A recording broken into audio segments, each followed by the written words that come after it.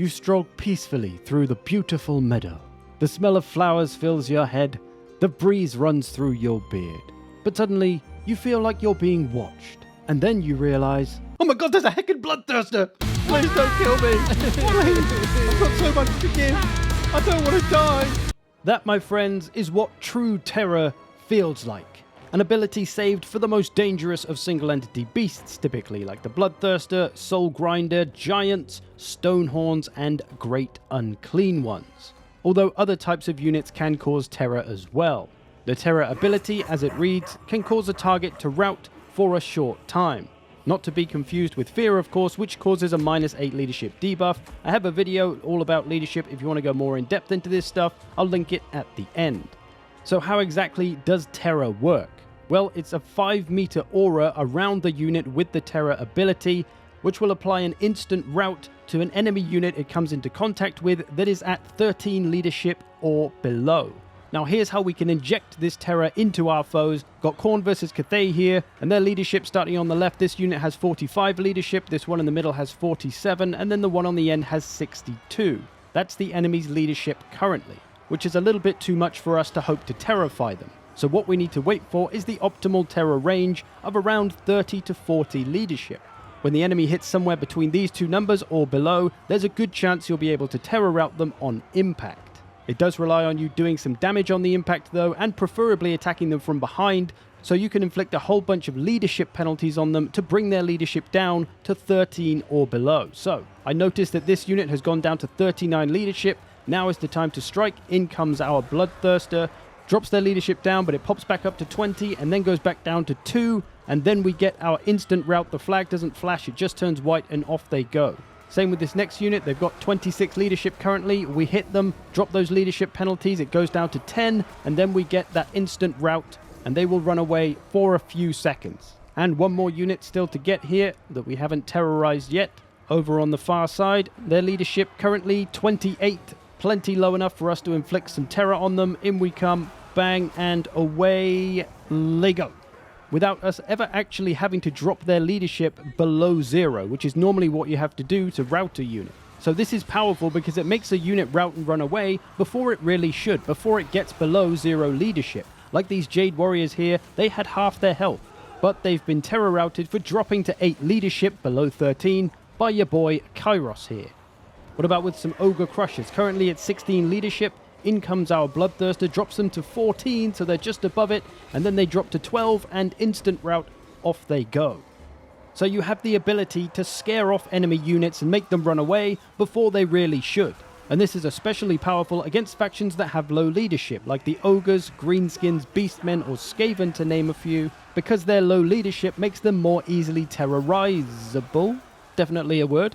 So if you're going to war with one of these factions, you can really try to utilize terror, bringing as much of it as you can. Here I've got an Elemental Bear, that causes a nice bit of terror. We can use that here against the Skaven. It can be especially powerful if you get the enemy all bunched up, like I've managed to do here by attacking them at the point they're reinforcing from. And you can see it just starts terror routing stuff left, right, and center. Terrified, terrified, couple more units going to be terrified. It's terrifying. And while there are factions that are weak to terror, there's also those that aren't really bothered by it. Typically the undead, like the vampire counts here, they're also incredibly good at applying it because they have it everywhere. In their Lord, in Vlad, they've got cavalry that can cause terror. They've got infantry that can cause terror in the Cairn Wraiths. They've got a hero, a cheap hero I should say, that can cause terror in the Banshee. They've got the Terrorgeist that, would you believe it, causes terror. So you can actually build armies around the game plan of applying terror and just terror routing most of the army, making their units extremely vulnerable. But these low leadership factions often do have some defenses, like the Beastmen have Primal Fury on their infantry, which makes them immune to psychology, while their leadership is above 50%. So you do have to do a bit of work to break down their leadership first, and then you can start terrorizing, in this example, the Beastmen. So for some examples, here's some Minotaurs that are on their last legs. Bring over a Banshee, just give them a little tickle, and away go those Minotaurs. It actually says terrified on the unit card as well, so you know they're actually terrified and not just actually routing. That leaves our Banshee though fighting some Gore Herd, but we're going to bring in a big Blood Knight charge, put some damage on them, bring down their leadership, hit them from the back, and eventually we will hit that terror route. Now we do actually have them below the 13 leadership sometimes here, and they don't run away instantly. Sometimes it does take a couple of seconds, it's not always completely instant. But the power of having all these kind of terror units in an army is you can bounce them around all over the place and just terrify things and move on. Like these Cairnwraith, they just terrified those Ungor spears. Now they're going to come away again, look for another target. Here's some Centaurs that are on low leadership. All we need to do is gently caress them slightly, and they're going to get terrified. Can we get them? Of course we can. Just a little tickle, and away they go, terrified.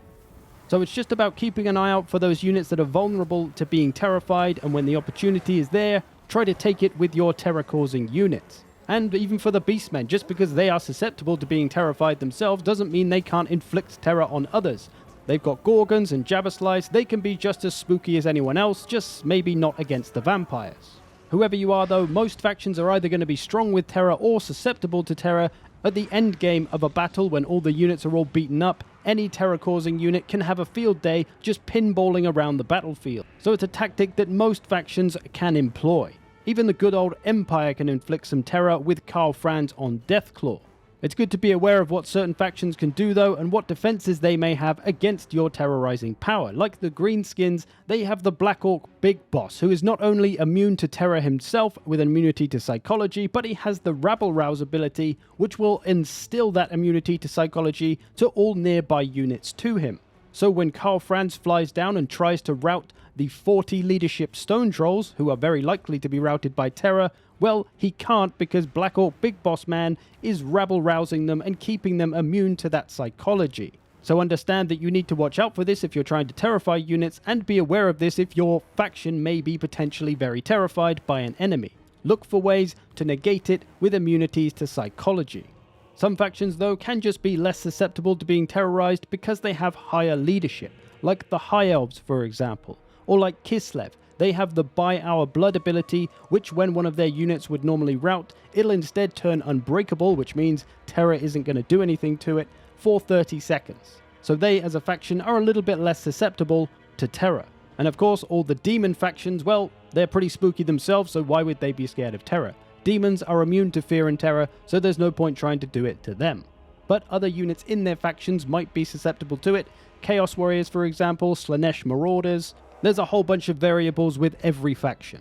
So it's just going to take some learning of your factions and units and abilities to know where fear and terror can be useful. But for the most part, like I showed in the Chaos Warrior Cathay example, you can just terrorize things by diving down on them from behind. You can do leadership penalties with the damage, you can do leadership penalties with the fear that'll also come with terror-causing units, and you can do damage by the attacked in the rear penalties, all in aid of bringing that leadership down to make them terror rout.